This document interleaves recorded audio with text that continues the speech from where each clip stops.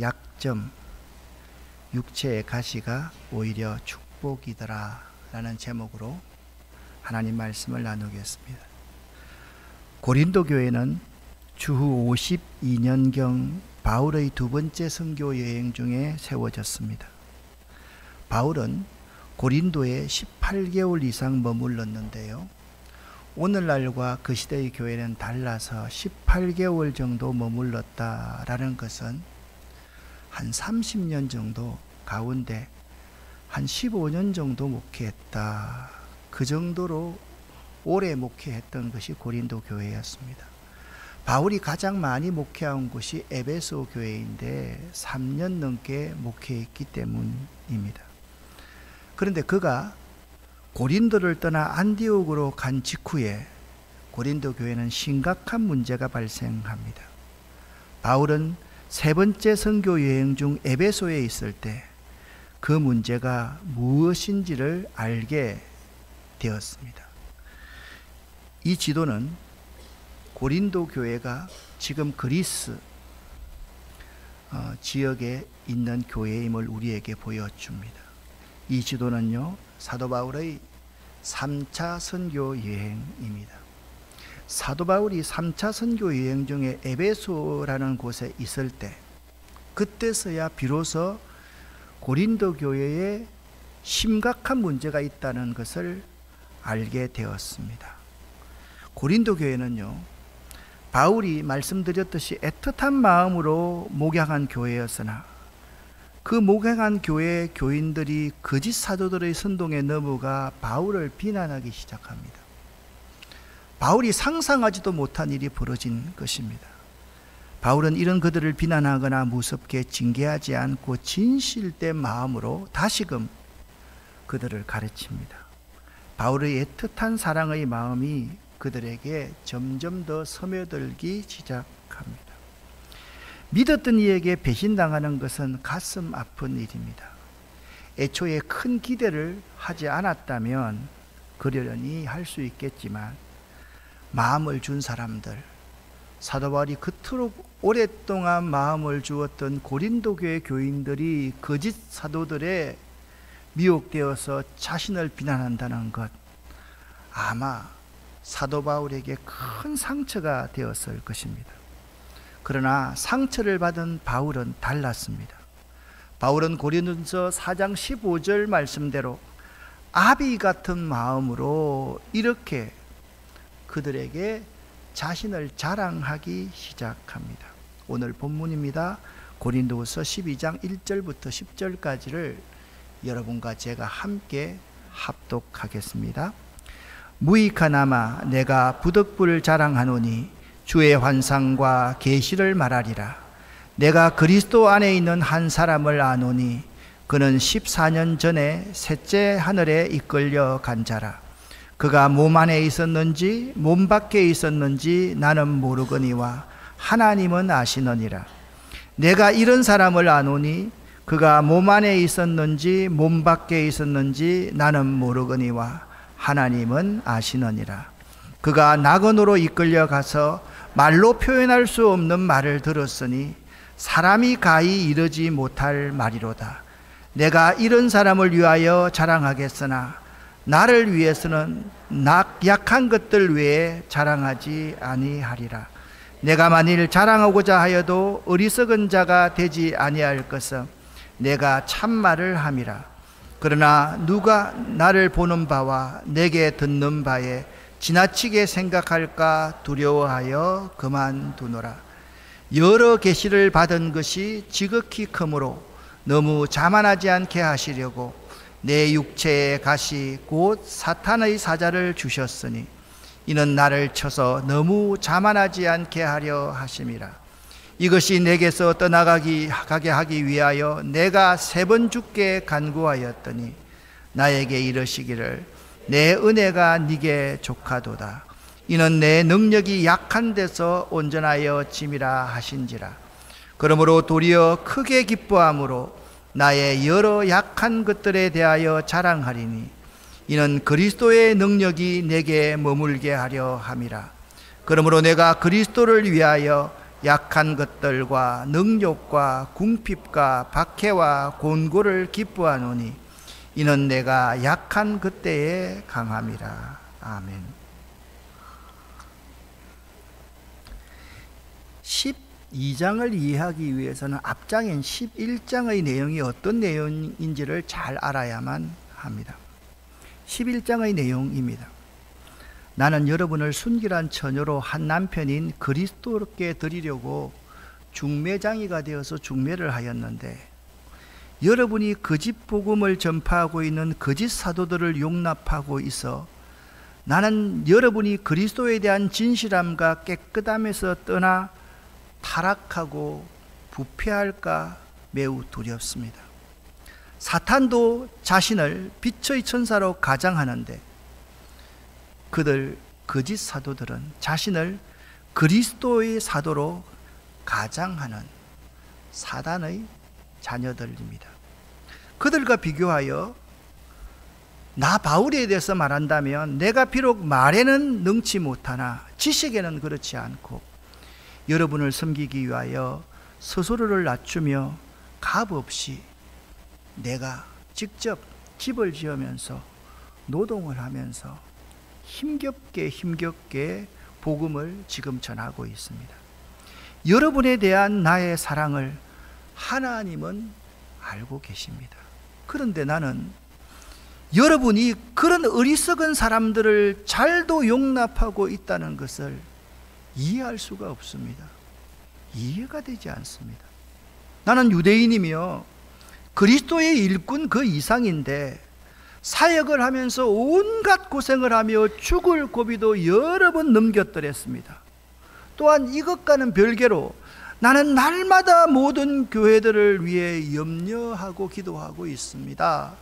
그것이 11장의 내용입니다. 11장까지의 내용을 한마디로 그림으로 정리해 보면 이렇게 정의할 수가 있습니다. 사도 바울, 그는 사도가 아니다.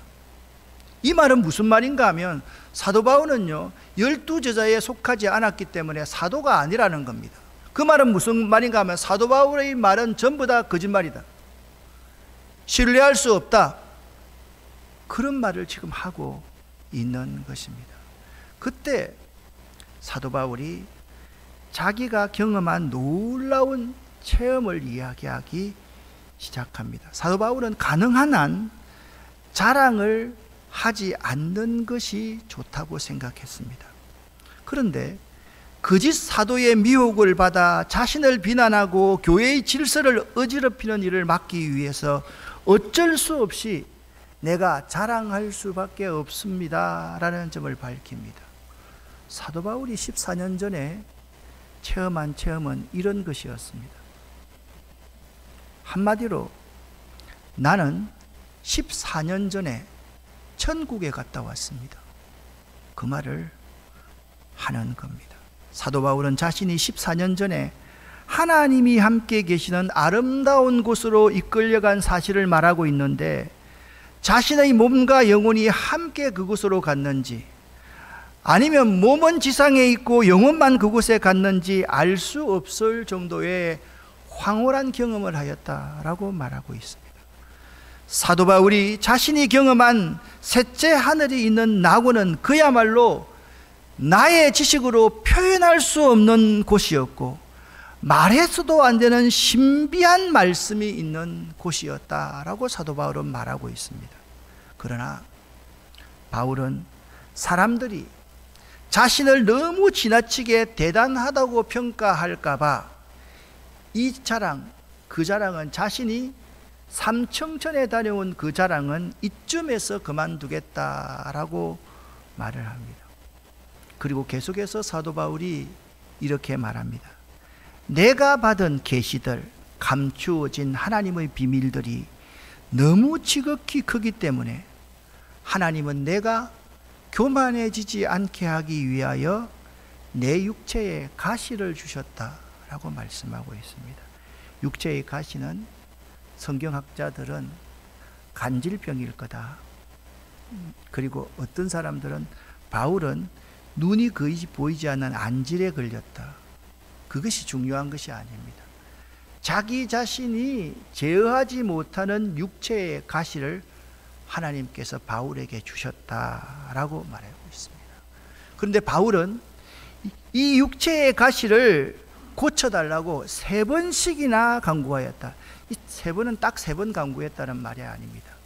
하늘의 숫자입니다.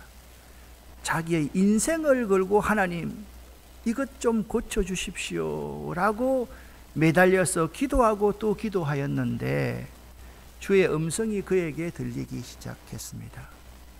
주의 은혜가 네게 족하고 주의 능력이 약한 데서 온전하게 된다라고 하시며 고쳐주질 않았습니다. 그리고 사도 바울은 이렇게 고백합니다. 나는 약할 때 강해지기 때문에 환난 가운데서도 기뻐한다.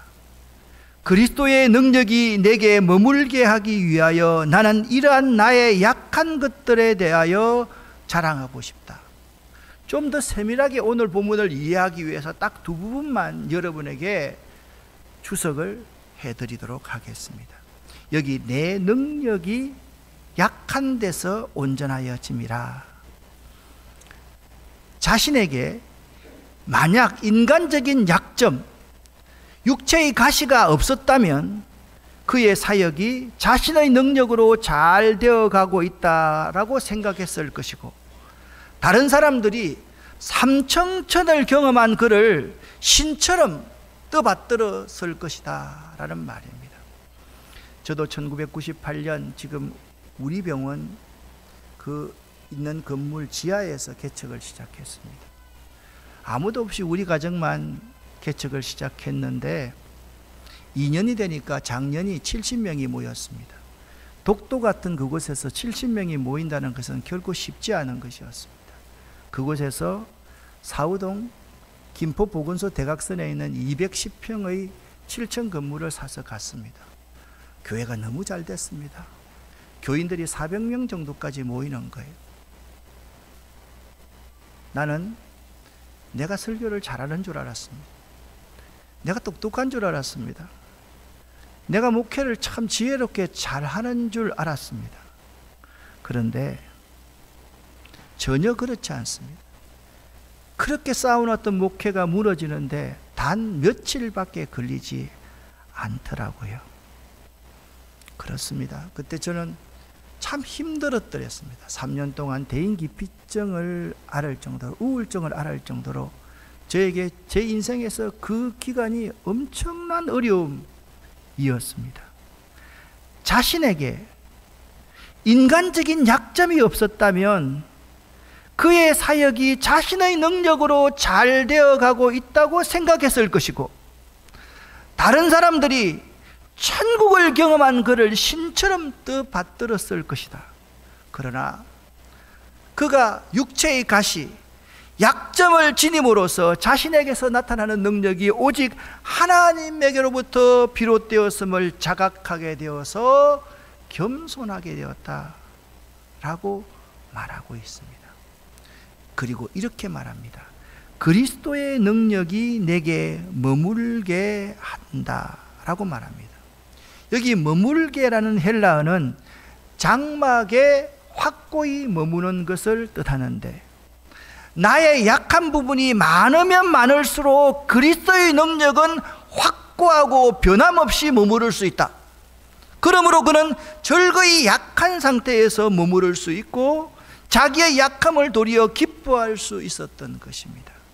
여기서 바울이 진정으로 자랑하고자 하는 것이 그의 약함이었음을 이해가 됩니다. 내가 약할 때 그리스도의 능력이 확고하게 내 속에 임함으로 말미암아 그리스도의 능력이 많이 드러날 수 있기 때문에 그의 약함을 자랑하는 것은 지극히 당연한 일이었 것입니다. 그러나 자기들의 자랑을 늘어놓으면서 동시에 자신들의 강함을 과시하는 적대자들이 있었습니다. 고린도 교회를 어지럽히는 자, 거짓 교사들은 결국 자기들이 강하기에 주님의 능력이 그들에게는 머무를 수 없었던 것입니다. 두 부류의 사람이 있습니다. 자기를 자랑하는 사람입니다. 자기를 드러내는 사람입니다. 그래서 사람들의 마음을 훔치려는 사람이었습니다. 그들은 거짓 교사들이었습니다. 자기의 약함을 드러내는 사람이었습니다.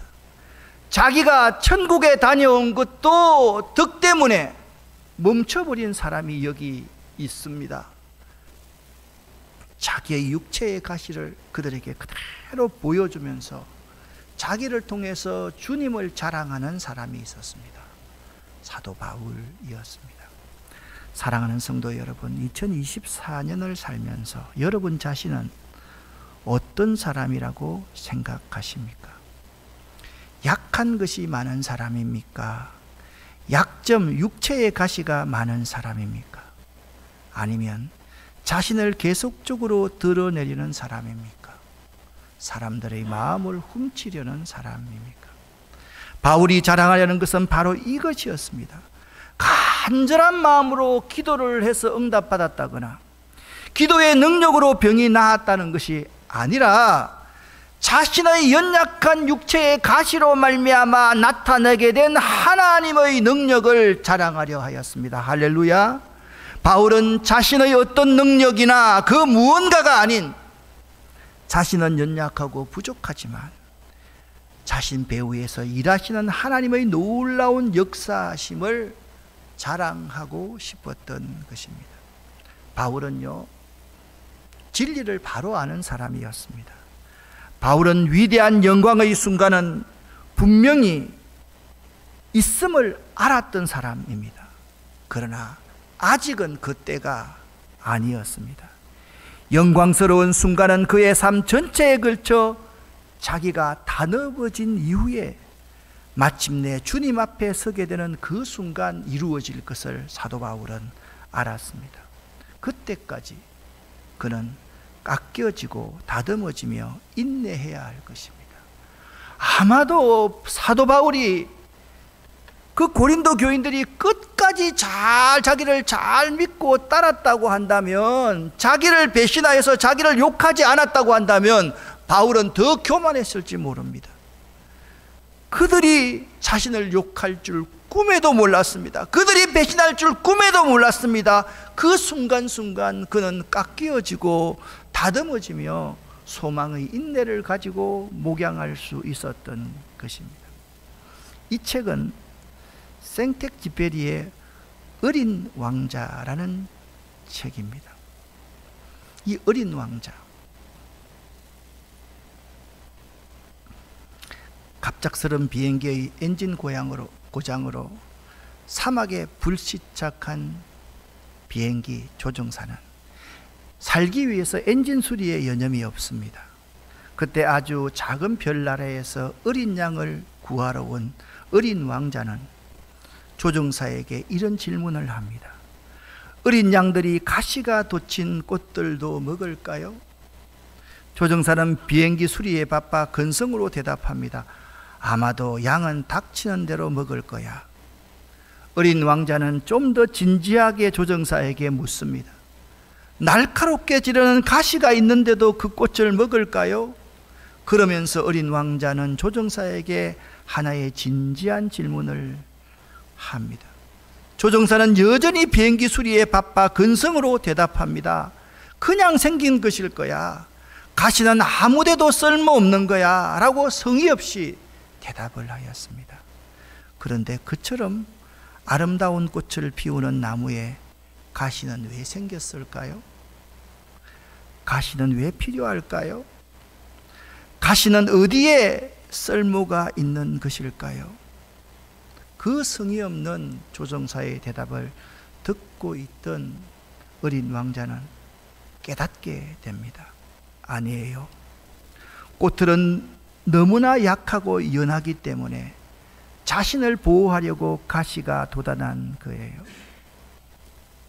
고개를 갸우뚱거리던 어린 왕자가 깨달은 그 깨달음입니다. 꽃들은 약한 존재이기에 스스로를 보호하기 위해 가시가 필요한 것이라는 역설적 담론입니다. 그렇습니다. 가시 덕분에 꽃들은 안전한 것입니다. 가시가 있는 식물일수록 좋은 특성들을 가지고 있습니다. 오른쪽 그림은 천년초입니다. 우리 환경센터에 많이 심겨져 있습니다. 정말 좋은 약재이지요. 그런데 이걸 먹기 위해서 다듬기 시작하면 온몸 곳곳에 가시가 박힙니다. 가시가 있는 식물일수록 좋은 특성들을 가지고 있습니다. 가시 덕분에 좋은 성분과 약효를 만들어냅니다. 장미꽃은 가시 속에서도 아름다운 색상과 향기를 바랍니다. 가시로 뒤덮인 선인장은 여러 분야의 약용으로 쓰입니다. 우리 주님께서도 가시로 엮어진 면류관을 쓰셨습니다. 또 한 가지 이야기를 여러분에게 소개하려고 합니다. 미국 남북전쟁에 참전한 어느 흑인 무명 용사의 기도의 내용입니다. 여러분과 제가 이 기도의 내용을 함께 읽어봤으면 좋겠습니다. 영어로 읽으신 분은 읽으시고 한글로 읽겠습니다. 무언가를 성취할 수 있는 힘을 하나님께 구했지만 겸손하게 순종하는 것을 배울 수 있도록 약함을 주셨다. 더 대단한 일을 하기 위해 건강을 구했지만 더 좋은 일을 할 수 있도록 연약하게 하셨다. 행복해지기 위해서 부유함을 구했지만 지혜롭게 살 수 있도록 가난을 주셨다. 사람들의 하나님이 필요하다는 것을 느낄 수 있도록 연약함을 주셨다. 인생을 즐기기 위하여 모든 것을 구했지만 모든 것을 즐길 수 있도록 생명을 주셨다. 내가 구한 것들을 받지는 못했지만 내가 소망한 모든 것을 받을 수 있었다. 입술로 드린 기도는 응답받지 못했지만 입 밖에 내지 않았던 기도까지 들어주셨다. 난 이 세상 누구보다도 가장 넘치도록 축복받은 사람이다. 미국 남북전쟁에 참전한 흑인 무명 용사의 기도입니다. 오늘 우리들에게도 여러 가지 약점과 육체의 가시가 있을 것입니다. 질병의 가시, 자녀 문제의 가시, 인간관계의 가시, 경제적 어려움의 가시. 우리 교회는 아니지만 저랑 상담하는 몇몇 분들이 있습니다. 목사님, 정말 죽고 싶도록 어렵습니다. 한순간도 살아야 되겠다는 소망이 없습니다. 그런 분들이 지금 많이 있습니다.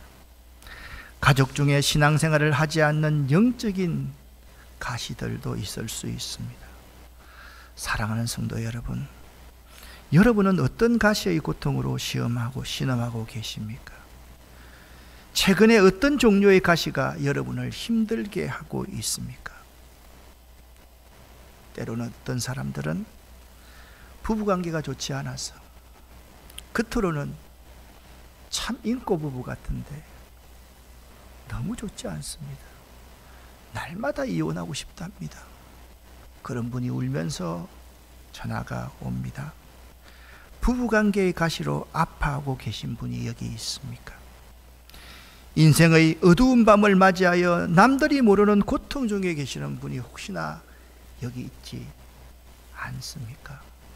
여러분, 그 가시를 우리 모두가 다 가지고 살아갑니다. 이분은 일본에서 1000년 내에 가장 뛰어난 경영이라고 부르는 마쓰시다 고노스케라는 사람입니다. 마쓰시다 고노스케 회장은 초등학교도 제대로 졸업하지 못한 빈민가 출신이었습니다. 하지만 그는 가난 때문에라고 탓하지 않았습니다. 오히려 가난 덕분에 자수성가하여 존경받는 인물이 되었습니다.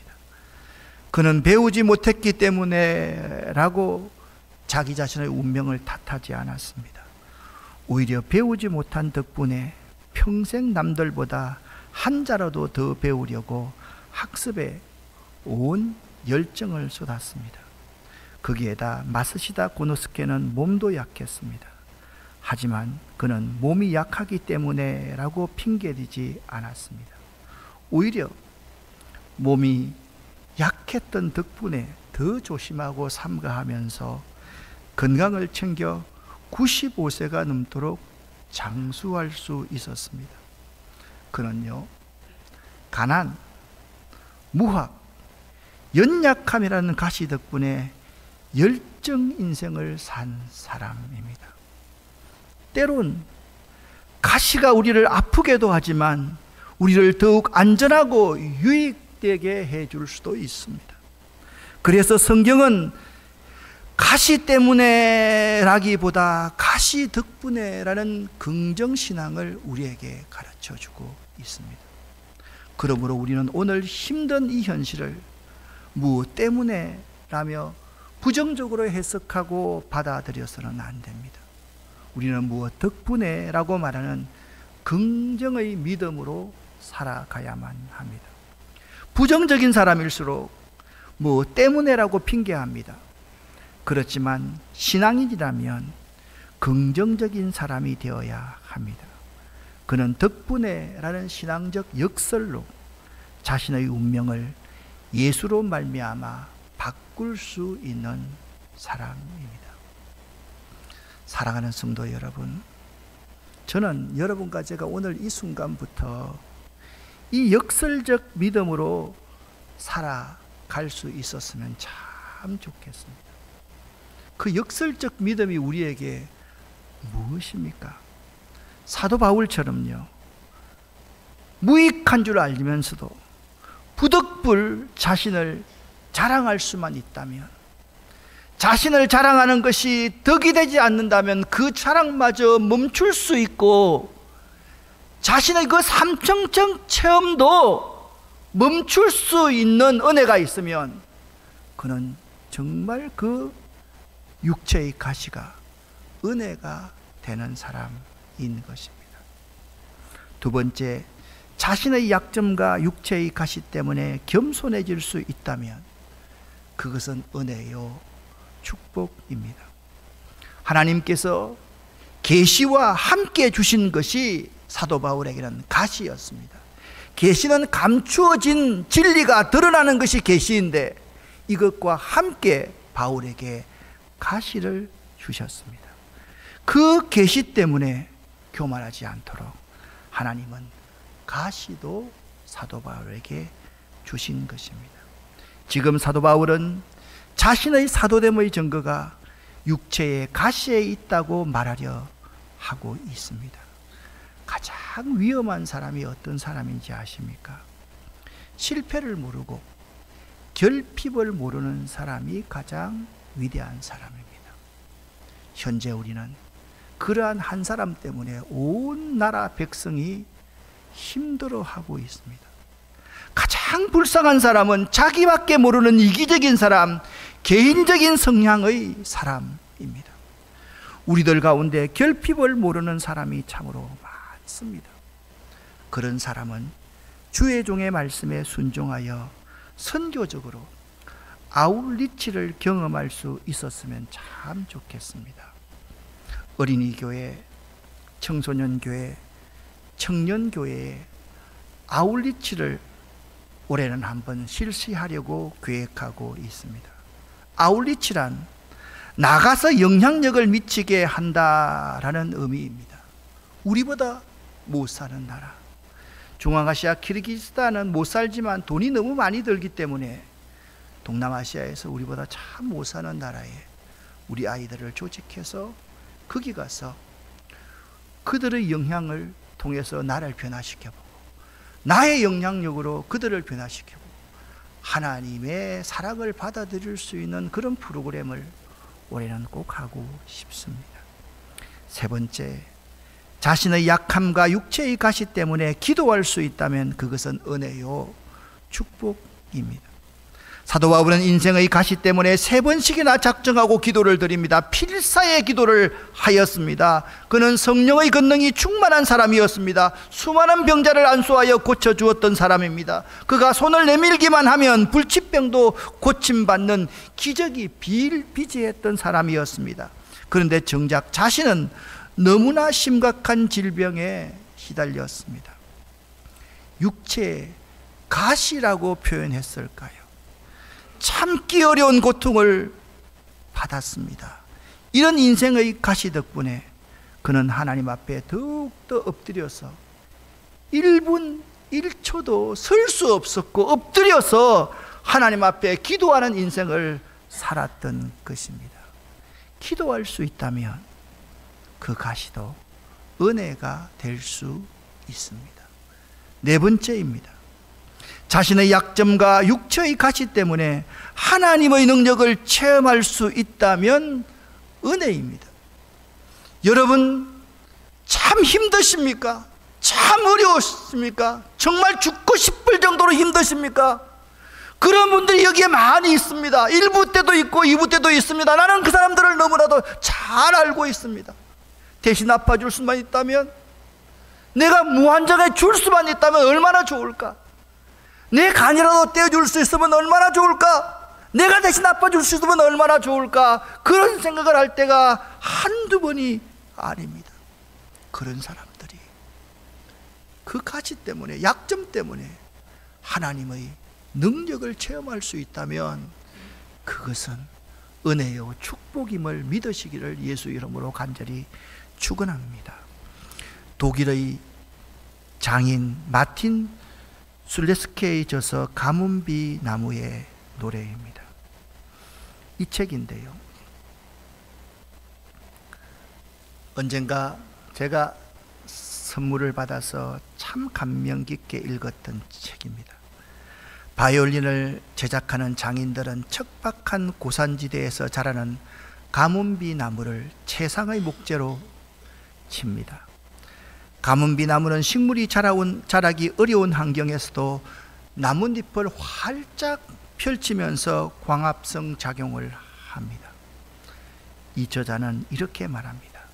하나님을 만나고 예수 그리스도의 능력을 경험하여 변화된 전도자들의 모습이 가뭄비 나무로 만든 바이올린과 같다. 복음을 전할 환경이 척박하고 힘들더라도, 죽을 수 있는 상황이라 할지라도 전도인들은 예수 그리스도의 아름다운 향기가 되고 아름다운 노래를 부르는 사람들이다. 그는 이렇게 말하고 있습니다. 저는 여러분과 제가 그런 사람이 될 수 있기를 예수 이름으로 간절히 축원합니다. 마지막으로, 자신의 약점과 육체의 가시 때문에 하나님의 교회를, 그 비뚤지게 나아가는 그 교인을 바로 세울 수 있다면 그것은 은혜요 축복입니다. 사도 바울은 그러한 삶을 살았습니다. 고린도후서 11장의 바울은 자신과 거짓 사도들을 이렇게 비교하고 있습니다. 그딴 놈들이 그리스도의 일꾼입니까? 이 말을 하고 내가 이렇게 욕을 하듯이 이야기하니까 내가 제정신이 아닌 사람처럼 보이겠지만, 나는 그 사람들보다 더 뛰어난 일꾼입니다. 나는 더 많이 수고했고 감옥에도 더 많이 갇혔으며 셀 수 없을 정도로 매를 많이 맞았고 죽을 고비도 여러 번 넘겼습니다. 또 유대인에게 39대 맞는 태형을 5번이나 당했습니다. 몽둥이로 3차례 맞고 돌에 맞아서 죽을 뻔한 적도 많이 있었습니다. 사실 죽었더랬습니다. 배가 난파된 적도 3번 있었으며 밤낮을 망망대해서 표류한 적도 있었습니다. 자주 선교 여행을 하는 동안 강물의 위험과 강도들로부터 오는 위험, 내 동독들에게서 받는 위험, 이방인들에게서 받는 위험, 도시에서 당하는 위험, 황량한 광야에서 당하는 위험, 바다의 위험, 또한 거짓 신자들로부터 오는 위험을 겪었습니다. 나는 수고하고 애쓰며 살았습니다. 잠 못 들어 밤을 지샌 적이 여러 번이고요, 배고프고 목마르고 굶주리기도 하고 추위에 떨고 헐벗음의 고통도 받았습니다. 다른 것들은 접어두더라도 나는 날마다 모든 교회에 대한 염려로 마음이 짓눌렸더랬습니다. 누가 약해지면 나도 약해졌습니다. 누가 걸려 넘어지면 내 마음도 새까맣게 탔더랬습니다. 내가 곧 자랑해야 한다면 나의 약함을 자랑하겠습니다. 사랑하는 아름다운 교회 성도 여러분, 2024년을 보내면서 여러분과 제가 12장 고린도후서 12장 9절을 계속적으로 고백하는 삶을 살았으면 좋겠습니다. 함께 읽겠습니다. 그러므로 나는 나의 약한 것을 더욱 기쁜 마음으로 자랑하여 그리스도의 능력이 나에게 머물러 있도록 하겠습니다. 아멘. 여러분의 약점, 여러분의 육체의 가시가 오히려 축복이더라. 그 고백을 할 수 있는 여러분 될 수 있기를 예수 이름으로 간절히 축원합니다. 기도하겠습니다. 하나님 아버지, 1부, 2부에 그 약점 때문에, 그 육체의 가시 때문에 가슴앓이하고 있는 많은 우리 교우들을 봅니다. 하나님, 그들을 위로하여 주시고 그들과 함께하여 주시옵소서. 그들이 주님의 손을 놓지 않도록 도와주시옵소서. 주님의 손길이 그들을 붙들어 주시옵소서. 이제부터 우리 모두가 우리의 약점을 자랑하면서 그리스도의 능력이 우리 안에 머무는 삶 살기를 원합니다. 함께하여 주시옵소서. 예수 그리스도 이름으로 축복하옵고 간절히 기도 올립니다. 아멘.